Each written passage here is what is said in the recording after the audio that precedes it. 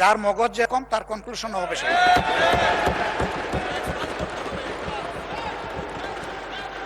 মাননীয় সংসদ সদস্য বয়সে আমার বড়, তিনি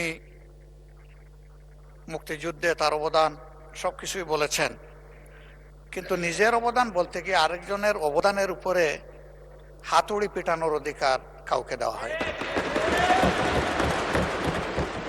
তিনি পার্সোনালি আমাকে হার্ট করেছেন। তিনি বলেছেন যে আমি বলে থাকি আমি শহীদ মুক্তিযোদ্ধা পরিবারের সদস্য,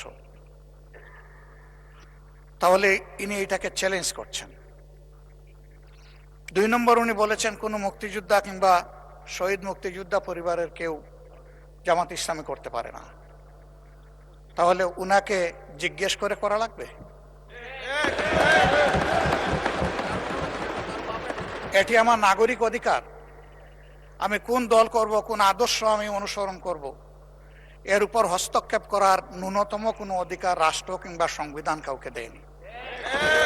আমি এটার তীব্র নিন্দা জানাই। আমার আইডেন্টিটি নিয়ে প্রশ্ন করা হয়েছে, এটা গুরুতর অপরাধ করেছেন উনি। আবার আমার আদর্শ সিলেকশনের ব্যাপারে উনি কথা বলেছেন, এটা বাড়তি অপরাধ করেছেন। আমি অনুরোধ করব মাননীয় স্পিকার, তার এই অসংসদীয় অংশটা এখান থেকে যেন এক্সপাঞ্জ করা হয়।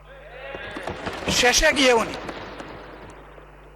আমরা খোলা মনে এই সংসদকে ফাংশনিং করার জন্য বর্তমান জ্বালানি অব্যবস্থাপনা সংকট যেটাই বলি সেইটার ক্ষেত্রে আমরা এগিয়ে এসেছিলাম, খোলা মনে কথা বলেছি, নোটিশ নিয়ে আলোচনা হয়েছে এবং পরের দিনে সে মাননীয় প্রধানমন্ত্রী একটা প্রস্তাব দিয়েছেন, আমরা সাথে সাথে এটা গ্রহণ করেছি।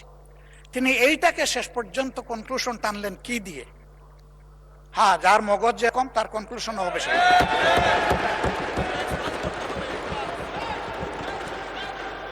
তার মতো একজন প্রবীণ ব্যক্তির কাছ থেকে, রাজনীতিবিদদের কাছ থেকে আমি এই ধরনের আচরণ আশা করিনি। আমরা এখানে প্রথম দিনই বলেছি ভালো কিছু শিখতে এসেছি।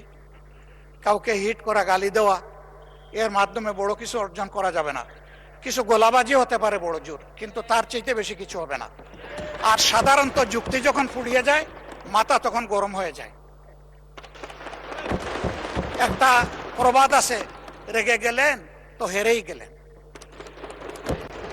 আমরা সবাই মিলে হারতে চাই না, আমরা সবাই মিলে জিততে চাই।